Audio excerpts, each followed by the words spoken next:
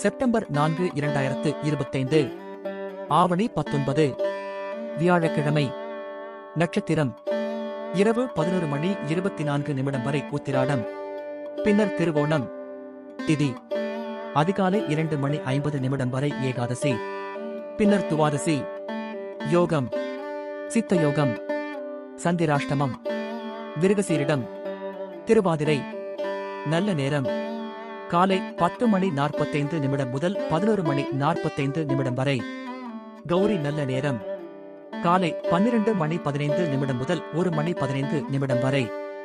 மாலை 6:30 முதல் 7:30 வரை. ராகு காலம் பிற்பகல் 1:30 முதல் 3 மணி வரை. யமகண்டம் காலை 6 மணி முதல் 7:30 வரை. குளிகை காலை 9 மணி முதல் 10:30 வரை. சூலம் தெற்கு. நன்றி, வணக்கம்.